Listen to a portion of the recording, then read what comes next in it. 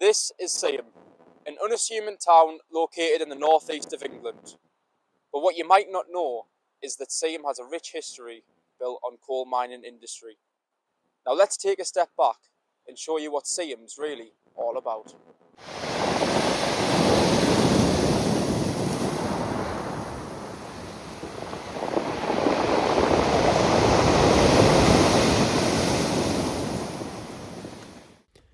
Seaham in the modern day is a popular destination for tourists, a coastal town that offers a beautiful beach, idyllic views and all the ice cream you could ever want. Below the surface, however, lie some darker sides. As locals in the town, me and Jacob have seen the good and the bad of life as a resident of Seaham. On one hand, we have a town where we get to wake up every day with a seaside view, with places like the Lookout and the Blast Beach on our doorstep, being able to go out and have everything we need at an arm's reach. Social life and day-to-day life are brought so close together, with most things being 10 minutes walking distance from each other. We have the beach, the shopping centre, the industrial estate, the green spaces and the housing estates in such close proximity that everything is easily accessible to all residents all the time. On the other hand, Seaham can be a very difficult place to live at times. For every nice house and gorgeous view, there is a place that feels dangerous or depressing. Many residents of Seaham struggle to get by each month, with the average wage working out to be less than £30,000 a year. There is an increasingly antisocial culture growing in Seaham, and as the hostility grows, the crime rate rises, and the community grows further and further apart. There is a huge disparity in Seaham between those who live above their means, driving fancy cars and living in big homes, to those who can barely afford to heat their council houses and put food on the table for the people they're just trying to keep alive. Now that you've seen what Seaham looks like today, it's time to rewind the clock and go back in time. Seaham had three main collieries that were central to the town's development. These were Seaham Colliery, Dordon Colliery and Vane Tempest Colliery. Each of these mines had a different role and developed at different times, but all of them were connected and worked together to support the coal industry in the area. What is most interesting is that these mines were not just separate workplaces, they were part of one larger system that was designed to extract as much coal as possible from the area and transport it through Seaham Harbour. This shows how organised and industrialised the mining industry was in Seaham. Seaham Colliery was the first and most important mine in the town. It began in 1849 when the Londonderry family started sinking the first pit. This colliery was the main reason Seaham developed into an industrial town. Before this, Seaham was much smaller, but once the mine opened, workers moved into the area and housing had to be built quickly. This shows that the colliery was not just important economically, but also socially, as it shaped the entire structure of the town. At its peak, the mine was extremely productive. It was producing between 2,500 and 2,800 tonnes of coal per day, which was transported through the harbour. This highlights how important Seaham was to the wider coal industry, not just locally, but nationally. The colliery also employed a huge number of people by 1914. Over 2,500 workers were employed underground and around 500 above ground. This shows how dependent the town was on this single industry. Most families in Seaham would have been directly connected to the mine in some way. However, Seaham Colliery was also known for its dangers. The most significant event was the 1880 disaster, where over 160 people were killed in an underground explosion. This shows the risks that miners face daily. Another important point is that Seaham Colliery later merged with Vane Tempest in the late 20th century, before eventually closing in the early 1990s, showing how the industry was declining as mines had to combine operations to remain viable. In order to find out more about the disaster, we went to Seaham High School, built on the old site, to speak to some teachers with a higher level of knowledge about the event. So on the site where we are at the moment, where the school's built, was formerly a pit site, which was Seaham Colliery or High Pit, known as the Knack to a lot of locals. So it was a former pit site, but being a sort of a Deanside lad, remembering, parts of the pit, and when the site got landscaped and things, it was obviously, there was still a lot of debris and things lying around off when the pit was once there, certain pit heaps, the sort of little reminders still left around that you can see today that reminds you that it was still a pit site. But up until the school was built on here, it was just basically derelict land, wasteland, that was left for probably best part of 15-20 years untouched. Well, I'd imagine from back then, being from my family were ex-miners, my grandfather, my father, although they didn't work at this pit, they worked at Dordon and the Vane Tempest. An important source of income, one of the main employees, I'd imagine, not just for the actual coal board or the mine itself. A lot of the contributing businesses around who relied on the pit, timber merchants, etc., manufacturers and other things in the area, locomotives. There was a lot of wider employment in the area as a result. So being the three major pits, being sort of the Vane Tempest, the High Pit and Dordon Pit, and then obviously just outside of Seaham you had Merton Pit. Again, quite a lot of mines in close proximity to one another.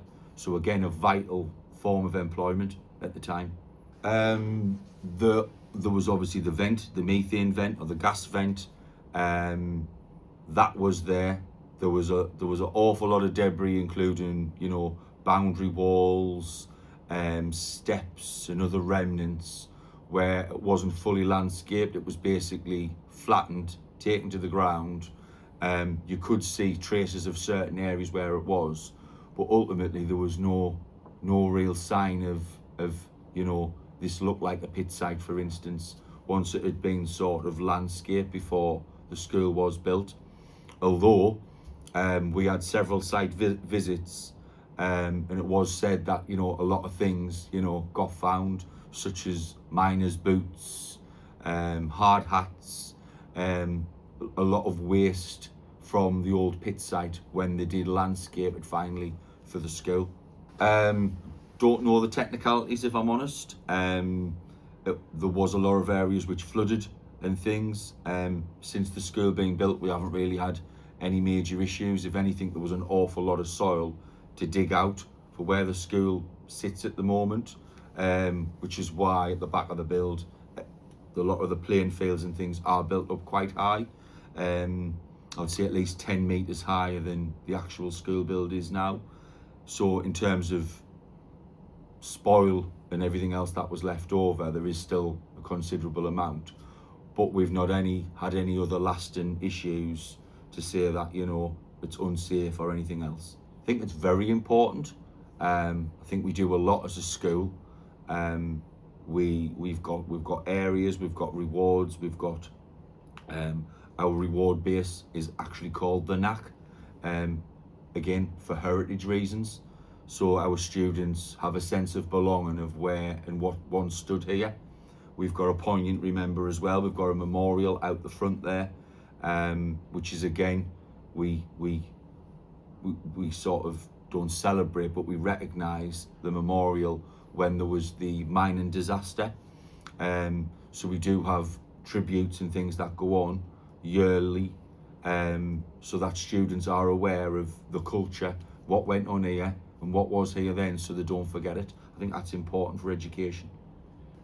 Putting us on the spot now, but I don't know the exact dates and times. I know that there was a couple of disasters. I know that there was a lot of lives lost. I believe in a gas leakage, and I believe there was an explosion, and there was lots of young lives lost. I think some of the youngest was 10 or 11-year-old, and there was lives lost. And I think that's something that we instill in the students where we go back and we say, like, you know, this is what happened. Yous have got this privilege of an education. Students, you know, or young people your age at that time were down the mines and they were underground, and working at the age of 13, 12, 13, 14-year-old. So again, we try and get students to be privileged at what they've got. So my understanding of it, Jacob, was that it was an explosion basically of coal dust, and then that resulted in catastrophic loss of life. I think it was 164 men and boys who were killed, and in a community of this size at that time, you know, the impact of that, if you imagine the ripple effect on families and so forth, would be devastating really for the community. So one of the things we try to talk about with the students now, the impact. So as well as the loss of life, you've got, you know, women being widowed. There's over 200 kids who were without a father growing up, you know, in a time where I suppose kids had to grow up really quickly, and you've got young lads then becoming man of the house and everything that goes with that. So I think one of our jobs now is to try and keep our students grounded, that even when, you know, we all complain from time to time about being at school, or, you know, we could have done with a couple more hours in bed and things like that, that actually we've got it pretty lucky compared to some of these guys that came before. Yes, it was 1880, and I think when it's mentioned in assemblies, and it's mentioned quite regularly in assemblies, I think a lot of the students, the default reaction is, oh well, that's, you know, it's ages ago. But in reality, when you start putting it in their own perspective of sort of great grandparents and things like that, they can find it a little bit relatable. And when they start doing the history lessons, it's probably one of the more recent parts of history, when you think, you know, they're coming in and doing about the Romans and the Egyptians and all that kind of stuff. Suddenly when you realise that these people were walking on our turf here, so to speak, less than 150 years ago, I think it really brings it home. So my understanding is, in regional terms, in the northeast, there was one in Blythe that I believe had a greater loss of life. I think that was over 200 men that were killed. But my understanding is that, it's hard to compare these things, but Seaham would be kind of a more compact community. Mm-hmm. So maybe the impact of 164 lives in a town the size of Seaham, you could maybe consider to be the biggest one in terms of the number of families affected. And from what I understand, you know, that there wasn't really a street in the town that wouldn't have been affected in some way, whether it was a dad, a granddad, a son, next door neighbour. So yeah, I think second only to Blythe in terms of statistics, and I think that's why we want to remember it so much, really. I remember when I first came to work here, not really from the area, and the head teacher at the time asked the candidates to do their interview lesson on something that was local to the community. So I kind of picked the mining disaster to base the lesson around, and it was interesting that some of the kids knew a lot about it because they had people at home who'd had it passed down or whatever, and others it was entirely new to them. So I think it's a big responsibility for us as a school to keep that going, really. Dordon Colliery was developed later as the mining industry expanded. It opened in the early 20th century, with production starting in 1907. The main reason Dordon Colliery was created was because the existing workings at Seaham Colliery were becoming more difficult and expensive to manage. This shows that mining companies were constantly looking for ways to improve efficiency and access new coal seams. The location of Dordon was also important. It was built closer to the coast, which allowed miners to reach coal reserves that were further out, including under the North Sea. This shows how advanced mining had become, as they were no longer just working directly under land. Dordon Colliery became very productive. By 1910, around 3,300 miners were working there and producing around 1 million tonnes of coal per year. This is a huge amount and shows that Dordon quickly became one of the most important pits in the area. Another important aspect is how Dordon influenced the growth of the local community. The Londonderry family built large amounts of housing to accommodate the workers, turning Dordon from a small settlement into a proper mining village. This shows how closely linked mining and community development were. Unlike Seaham Colliery, Dordon doesn't seem to have had one single major disaster, but there were still many individual accidents and deaths over time. This highlights that danger was constant in mining, even without large-scale explosions. Dordon Colliery eventually closed in 1991, showing that even late into the 20th century, mining was still active in Seaham before its sudden decline. Opening in 1926, Vane Tempest was the youngest of its counterparts. It was created with the intent of reaching further down into the ground than the other collieries ever could, as the capabilities were simply not there before this point.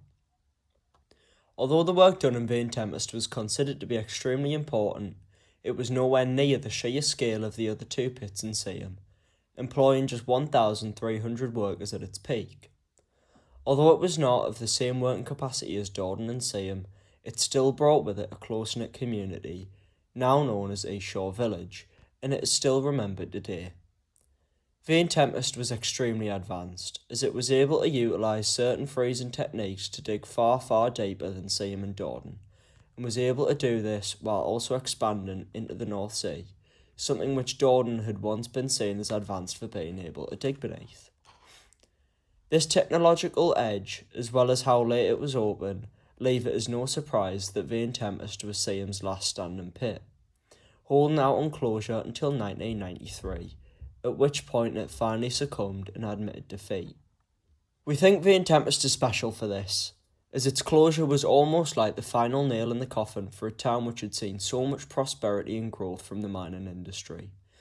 And we can imagine it was probably quite a daunting thing for miners and their families to have to face, as they would surely have known that everything they had known for generations about work and life was going to change in ways they had never seen before.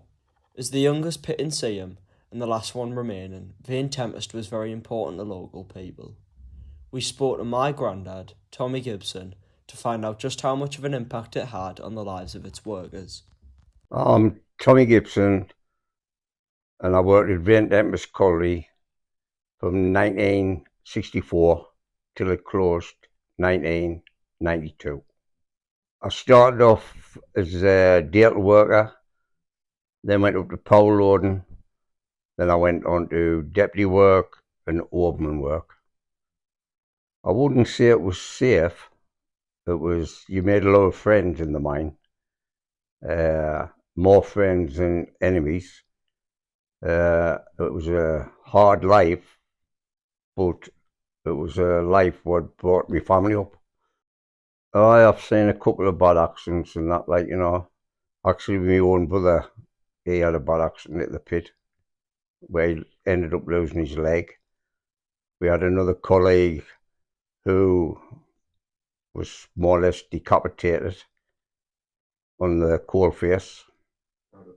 That happened through, he was actually he was on the coal cutting machine, and there used to be a arm used to stick out from it, which the electric cable used to be dragged on, and unfortunately he put his head where it shouldn't have been, and it killed him. Did you see the closures and the strikes coming, or did it kind of come out of the blue? You could see the closures coming because that was probably Maggie Thatcher's objective from getting into power. Didn't think there was a couple of small strikes which lasted probably a month and then 8 weeks, but nobody, I don't think, ever visited a strike to last a year. The protests and closures and riots and stuff like that, how badly did that divide people in Seaham? Big time. I actually know brothers who never spoke to each other from this day. It was a bad thing for the working class people. But when you look at it in hindsight, she broke the miners. She achieved our objective. I think it's starting to recover now. You had maybe a couple of decades where people struggled once they'd spent a bit redundancy money, which some people did, unwisely in some cases, but people struggled for a while, but a lot of the friendship went because people didn't talk to people. But I think on a whole, it's starting to come back a little bit, but I don't think it'll ever be the same. Like the sort of people looking after each other the way yesterday, them days. That'll never come back. At one time, you could go, leave your doors open, leave your rent book on the table, and the rent man would just come around, pick the money up, and nobody bothers it. But times has totally changed now. See, the thing was with the mines, it was a job where you had to look after your comrade. You were there for the safety of each other. You didn't have to do silly things. You always had to remember. So you like what we call our mothers. We looked after each other. If anybody was struggling, his mothers would help him out. It was a close-knit community. People would help each other. Where now you didn't really know most of your neighbours now. Where everybody could, like even myself, anybody could have come into Seaham Harbour and asked you where Tommy Gibson lived, and they would tell you straight away. That was the way it was. Everybody knew everybody. How did you feel about the closures and stuff? I think it probably would have had to happen in the end, but the way it was done, it wasn't a nice way it was done. I mean, there was people locked up, there was people hurt, there was people lost their jobs, and a lot of it wasn't necessary. I actually had a couple of lads who used to work for me, and they both committed suicide during the strike. And I think it was through the strike they committed suicide. But we'll never know. It broke a lot of friendships up. Did you lose any friendships? No, I was pretty lucky. Like, I mean, I always used to believe, even when I went on deputy work in Openwell, I always believed in treating a man the way I would want treating myself. So I'm always go on with the lads. There was no problem at all. But it was a hard time, bad time for them. I was in strike with the two small strikes, but I was an official with a big strike. Well, it was funny. They requested us to go in, but I would never cross a picket line. I lost my dad the day the strike started. I had three brothers working at the pit, and I would never ever cross the picket line. I used to have to go to the official picket line, and I used to say, do you want us to go in, do the safety, or would you rather us stay out? And they asked us to stay out, so I used to just turn around and come home. It was a funny situation. Yeah, you weren't officially striking, but you wouldn't cross the picket line. That's right. I wasn't officially striking because I was in a different, but I never ever crossed the picket line. What does Seaham as a town mean to you? Same was everything to us. We had a great shopping centre in Church Street. Proper shops, not what we've got now. We had proper shops, we had butcher's shops, fruiter's shops, clothes shops, shoe shops. Woolworths was there. The shops was excellent. Them days you didn't have to go into Sunderland to shop. Everything was in Seaham Harbour, what you need. We had 3 picture houses. And then we had what the miners enjoyed most of all. We had tons of pubs. And we had the workmen's clubs. It was, for socialising, I would say it was a better place then than what it is now. Health-wise, it's probably although there again, you've got different problems nowadays, what we never had in them days. I think Seaham could be made into a brilliant place. It's whether we've got the people who's leading it has got the common sense to do it that way. I mean, I think Church Street on a whole needs revamping. But if Seamley, I don't know if it's true, they're going to get a lot of money, and I think Seaham could be made into a lovely place. We've got the marina, we've got Tommy, we've got the seafront. What you need is a good hotel, and you need these shops and all that revamping. You didn't need these vape shops and Turkish barbers and nail shops. That's the only thing you've really got in Church Street now, apart from 2 or 3 old businesses. I couldn't say it worse off because them days we didn't have a lot of money, like I said, but we enjoyed ourselves better, and the community was better, and people would help each other more. The problem is with it now, you didn't really know people in the same. You can go down to same. At one time, I would start at the top of Church Street, and it takes 2 hours to get to the bottom talking to people. Now you can go down Church Street, and you don't know anybody who's there.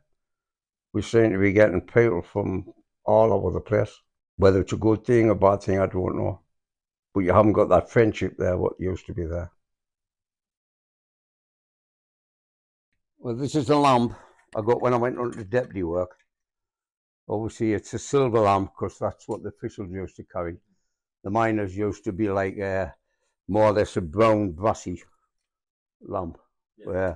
And we used to have we were allowed to, if our lamp went out, obviously, and there was gas about, we had a striker. We could set it up, and then we'd come out by, set it all up, and then go back into where we were working, and we would actually test for gas. If there was more than two, we had to withdraw the men. Yeah. Once it started there, and that was the lamp that we used. Regular miners didn't have them. Yeah. That was the only men that had them was the officials and management. Theirs went out. It was no good to them. Right. That had come to the bank to get really late. Yeah. We had to re-strike this one down the pit, as long as I was in a safe environment.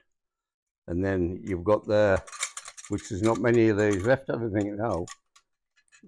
You've got the Tortons, what we used to go down the pit, and then my Tortoise, 792, that was my number. Mm-hmm. That was my pit number. I would put the zinc one in when I went down the pit. That proved I was in the pit. Mm-hmm. And then when I come out the pit, I put the brass one in, and that showed I was out the pit. So it was like it was a way of finding who was in the pit and who was out the pit. That was the way it was. And then obviously the key, that's me lot of key where I used to keep me clean clothes and then get me, that key fit both me lockers. Yeah. I had the clean end and the dirty end. So is that for just obviously? That was just for clothes. You used to go and be clothes on, dress into your pit clothes and away down the pit. But that'd be a good age now, that way. Yeah. What are these plates you've got here? Well, these plates is I actually got the opportunity to buy them. Not a while after there's only so many of these plates made. I know whether they'd be able to get in another. No, you've got your Vane Tempest one this side, and then you've got your Jordan plate at the back, in the back, the middle, and then you've got the knack, which was same quality at the side. There was only so many of them made, and I got the chance. Somebody was wanting rid of them, and I bought them off them just to keep as a bit of a. But I wasn't parting out in there. They're really. It's important, yeah. You couldn't really buy them really. They're important, part of your life. Yeah. Well, that's the thing, isn't it? It's because you didn't work after the pit, did you? No, I didn't work after the pit. No. So it was definitely an important thing, yeah. But it was a hard job. But we all it was the friendship there, the camaraderie that was there was really good. I mean, I've got mates still where I work with. Davy Carver's a lad I work with. I started the pit with him, and I virtually worked with him all the way through till I went on to official work. Because I mean, we had to have a medical, then went down to the pit.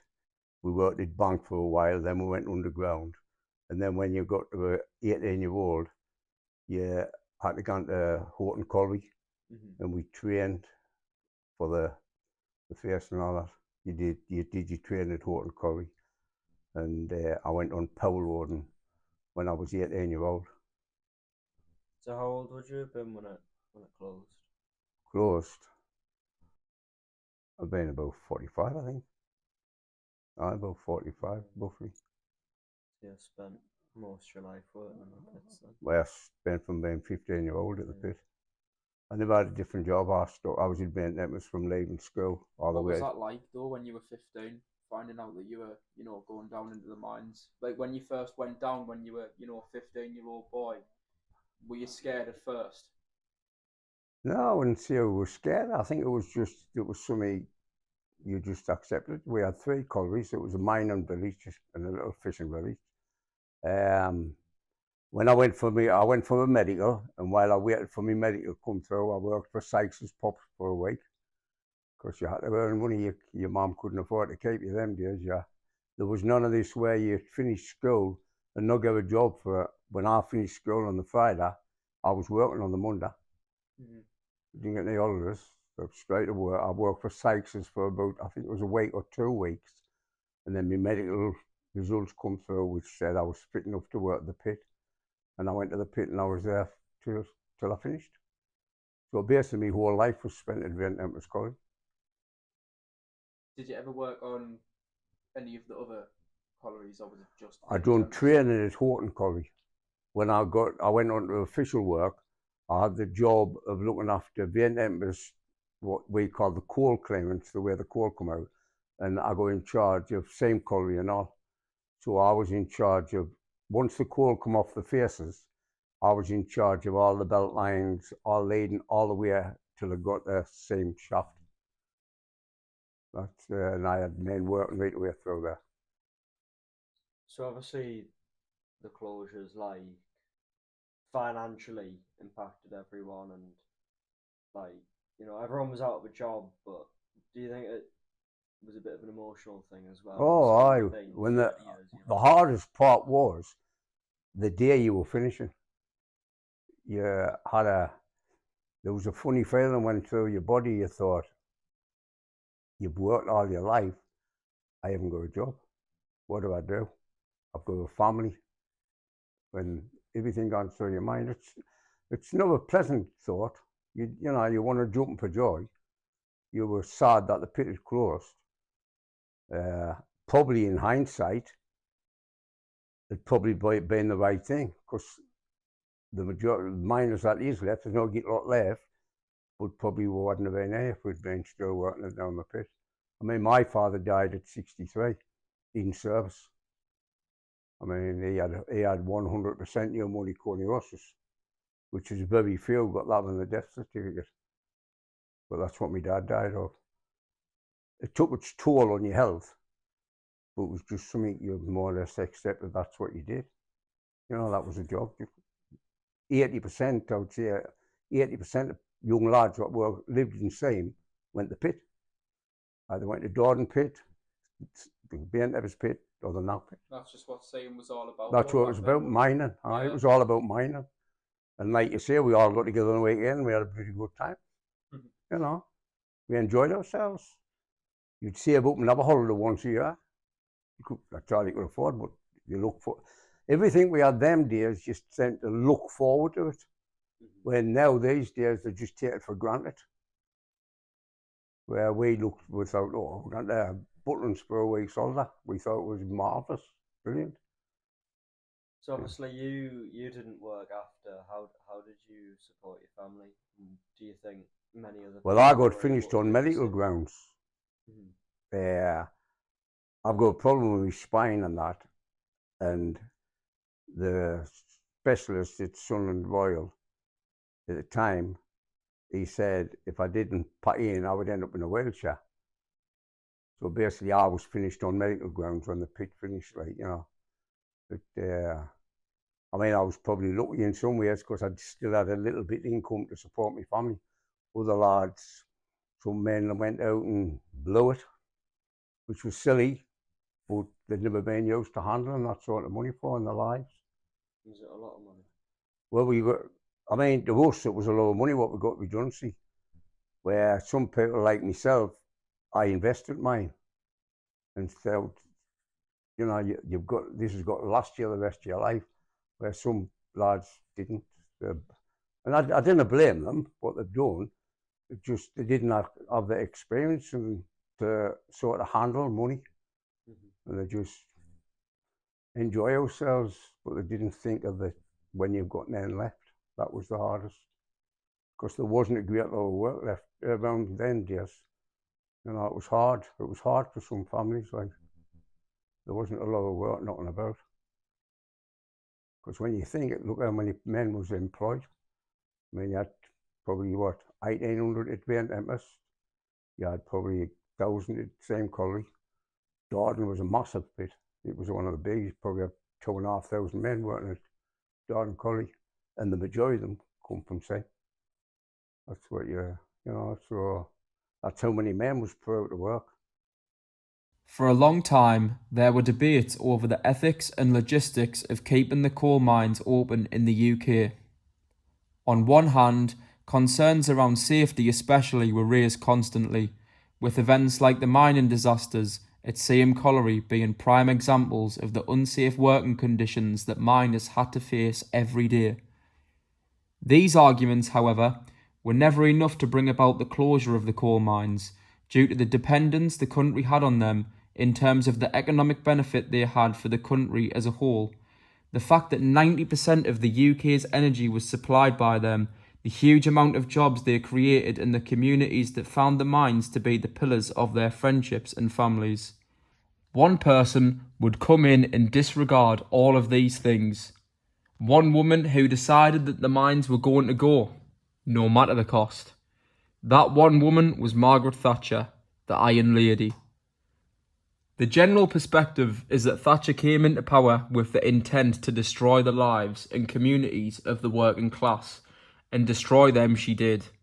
She was elected in 1979, and though slow initially, she began working on the deconstruction of the industry almost immediately.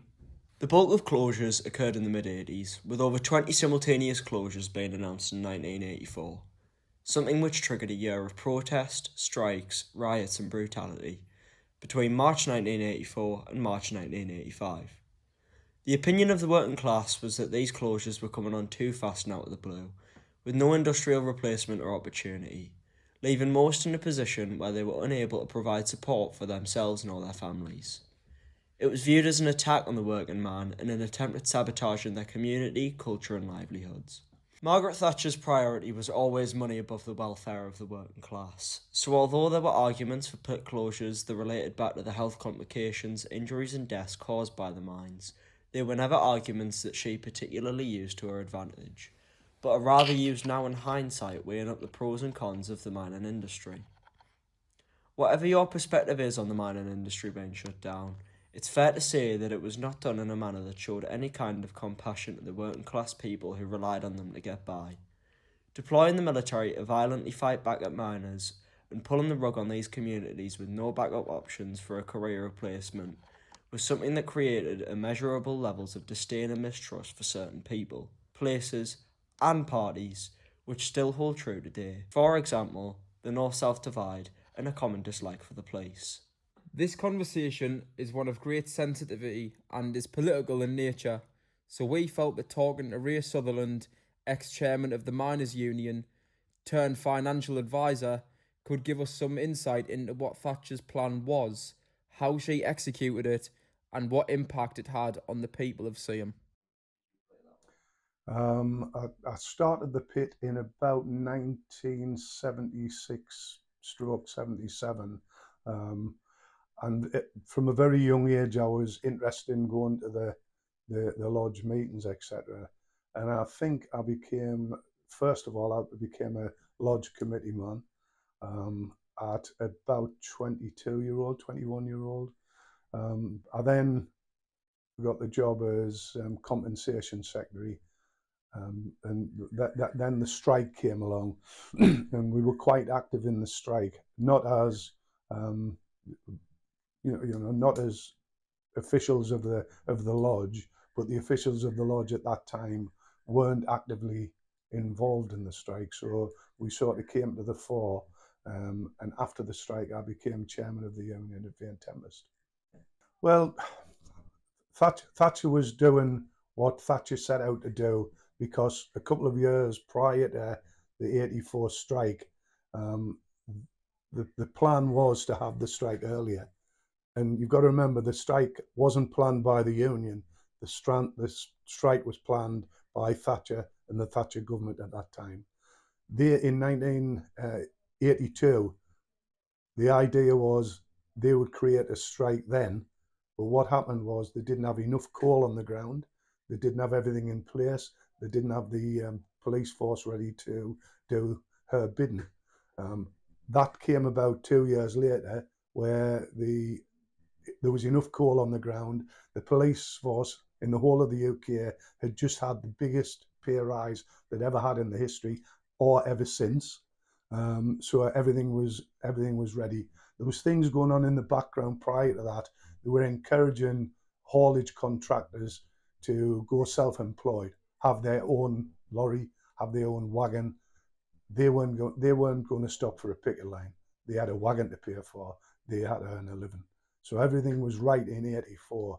And what Thatcher doing, or what the Thatcher government doing, was they used the union's own rule book to create the strike. The rule book says that there's got to be a ballot to have a strike.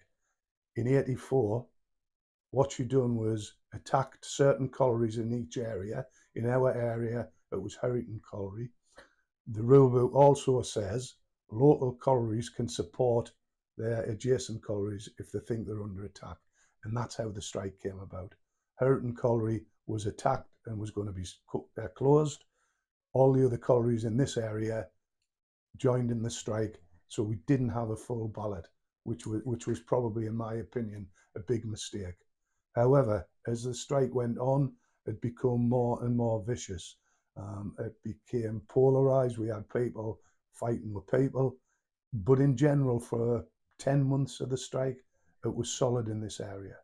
After 10 months is a long time without any money, without any heating. You know, trying to tell your kids that there's no Christmas this year because we haven't got the money. So it was quite an evil but ingenious plan that the government had to bring down the union. That was the total idea behind it. She'd already crippled the steelworkers union. She dismantled the rail union. She was coming for the miners next.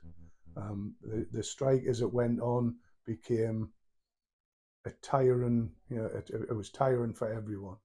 It was drawn out. We went through a hard winter where people were getting caught stealing coal from the coal heaps, and they weren't took to court.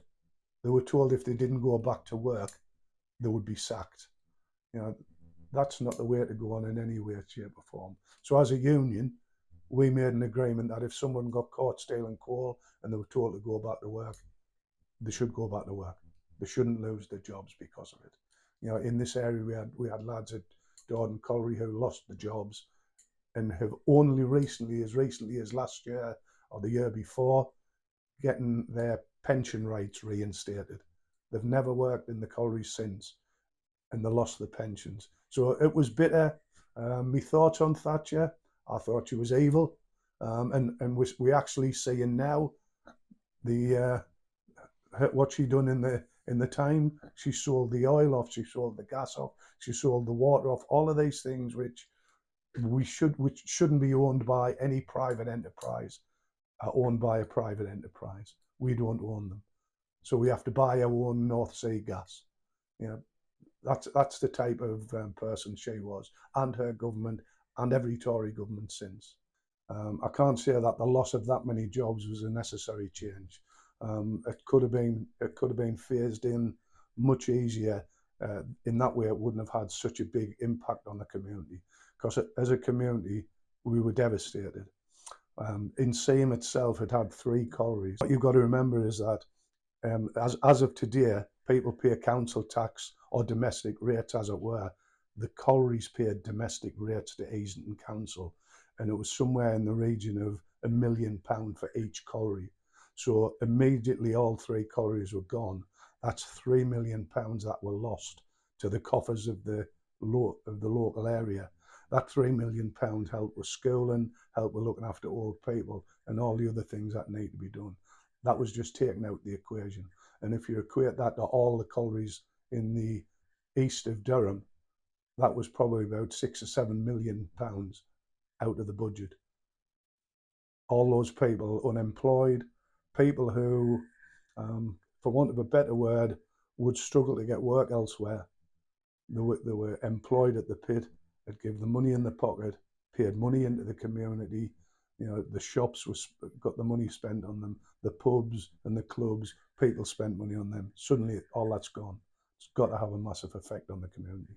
The arguments were quite simple. It was you got to remember that predominantly every other country that we were fighting against for our coal, they were being subsidised. We got no subsidies at all. In fact, it was quite the opposite. What they would do in the area is earmark a colliery that they would like to close, push all the costs onto that colliery. Suddenly that's uneconomic and it's gone. So then they'd push the costs onto another colliery and then that's gone. And that's the argument. And the biggest argument is if we can produce coal for nothing, sell it on the market, the people who are now unemployed, we wouldn't have to pay them benefits. We wouldn't have to help them out. That money's still in the economy. So it really was a false idea that all these collieries were uneconomical, because they weren't.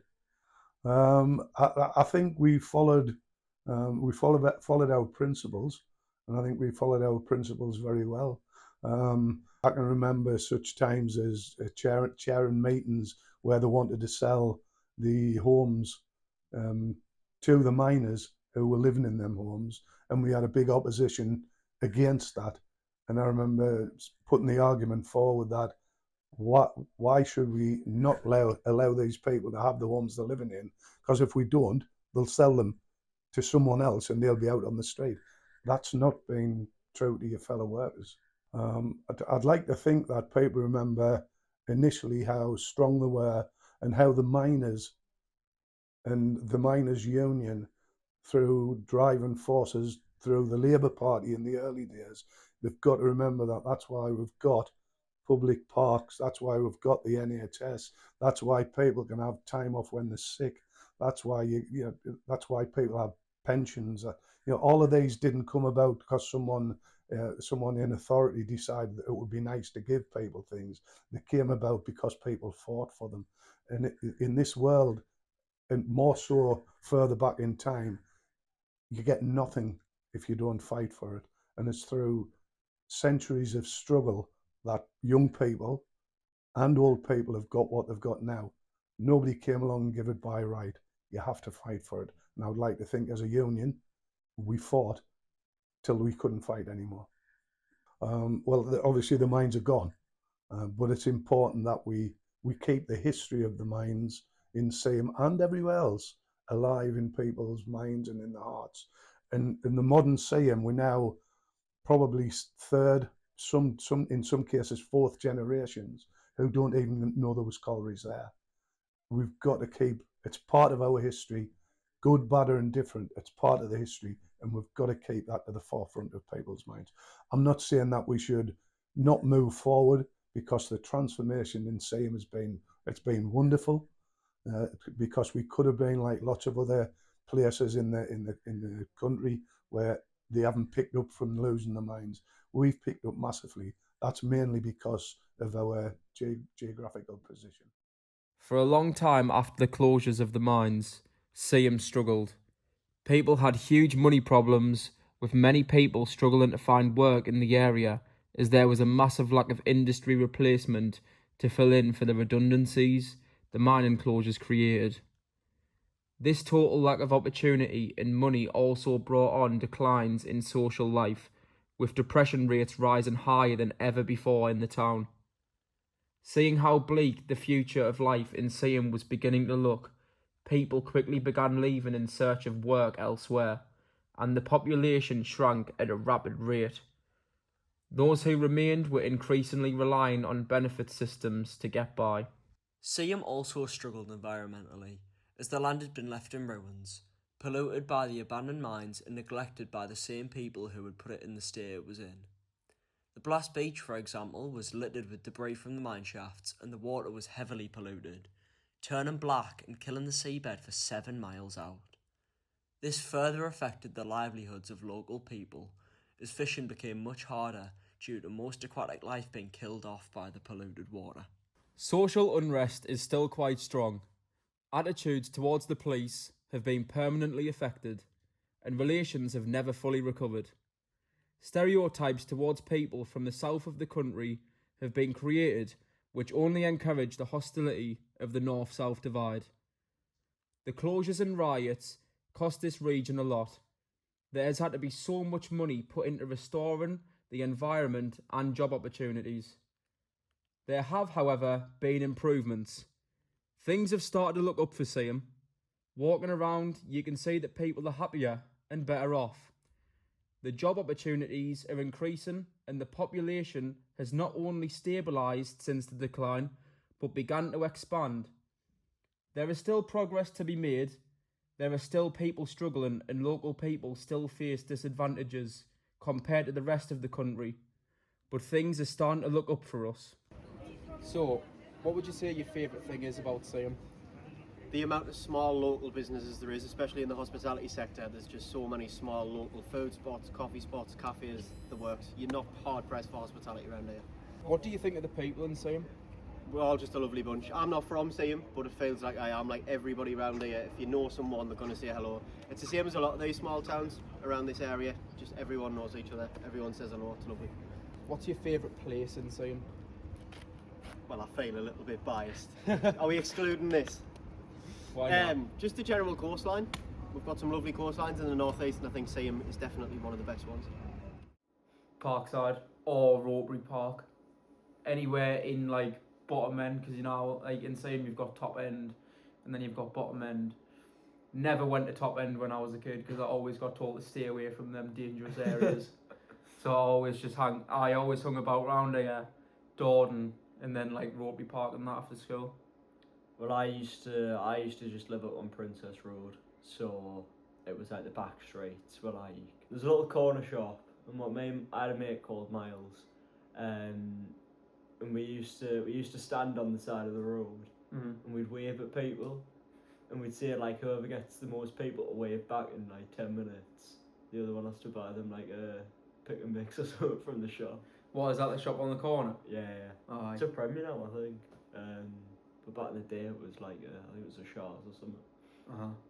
That was brilliant though. Like I always used to win. I think it's my pretty face. Do you know what it is though about Seaham? I think it's like, I don't think a lot of people know about Seaham, and if they do, they've only heard like bad things about it, because it is kind of seen as like a rough area.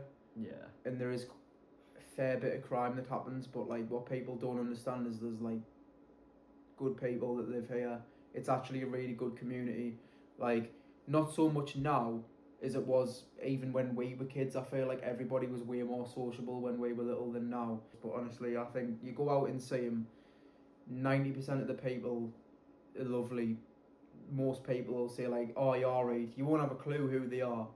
But yeah, people talk to each other, don't they? Most people are just like dead canny. I think that's one of the things that everyone's kind of said as well, who we've like sport to, you know what I mean? Like,